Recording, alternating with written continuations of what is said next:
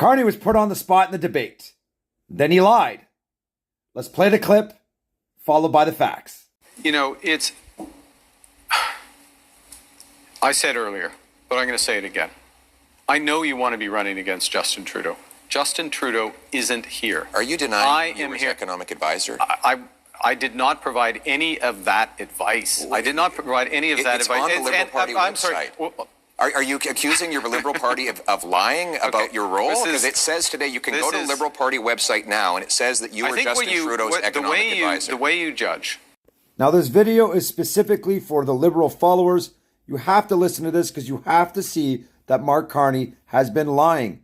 And I'm going to prove it to you right now. So please listen.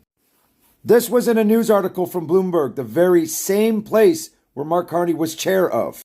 They published August 10th, 2020, that Trudeau taps Carney for help in crafting recovery plan. Here's another one. Investment executive.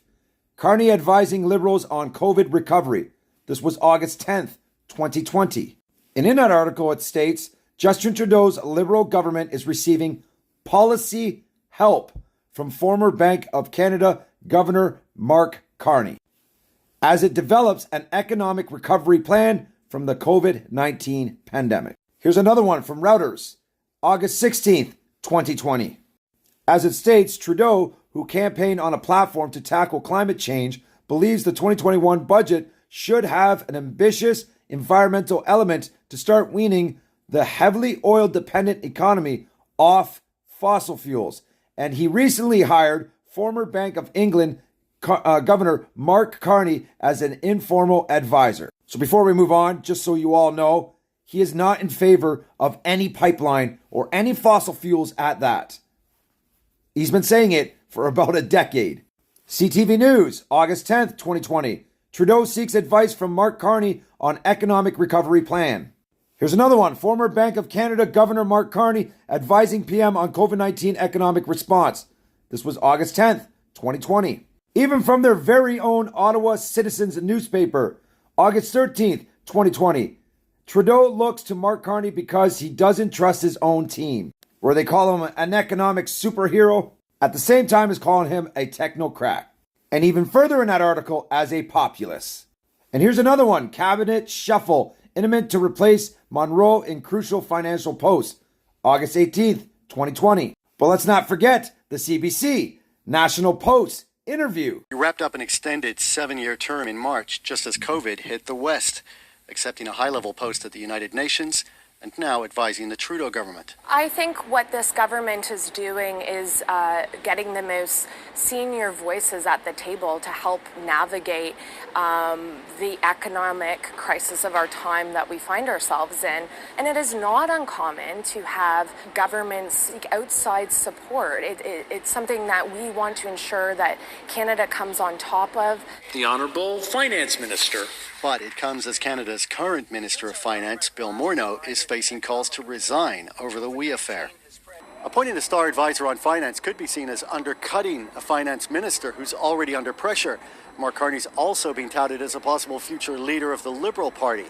And with a Liberal seat opening up in Toronto, speculation abounds that this could be the moment he moves into his own country's politics. Now, I'm not sure if everybody caught that, but 5 years ago, Mark Carney and the Liberal government has been talking about getting Mark Carney to be running for Prime Minister. This whole election thing among the Liberal leaders to see who's going to become the next Liberal leader was all a joke. Every single Liberal that was out there voting for them, you actually thought you had a choice. You never had a choice. They removed Ruby Dalla. They removed Chandra. Why? Because they were actually beating Mark Carney. Then later on, Chandra comes out as being involved in foreign interference because his son worked for Brookfield, who went and was the head of investment in India. And Chandra went there with him on a business trip without telling the government.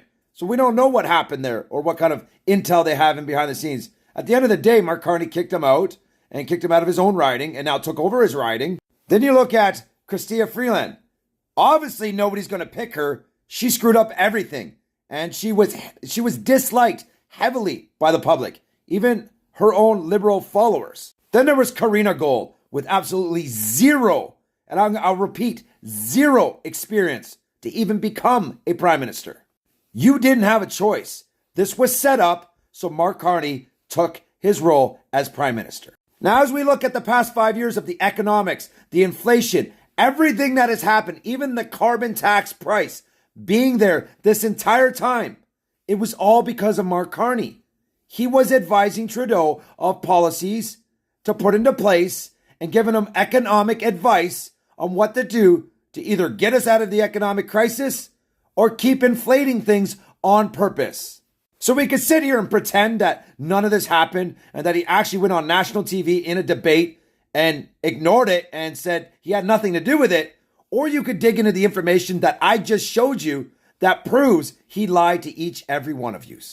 So I don't know how many videos I need to make it clear that Mark Carney is corrupt, a pathological liar, and is not the best choice for our country. Everybody should know by now that I don't pick sides. I was told to look into Mark Carney, and I have done that, and I think I've done well at doing so. Like, I'm not even sure if any of you has even seen this in 2021, the Canadian Net Zero Emissions Accountability. And the fact that he was advising the Trudeau and Liberal government then, this was his law that he had passed and put into place. And this is easy to find out because he was the one who founded GFonds, which this is part of their policy. But at the end of the day, you make your own choice. But if it's not clear by now that Mark Carney is a liar and a very corrupt individual, if you think that's the best for our future and you don't realize he's been here since 2020 running the government, then I'm sorry, you should not be able to vote. And you should just go to bed, wait till after the 28th, and have hope in a new government. Because this government won't do anything for you. I can promise that.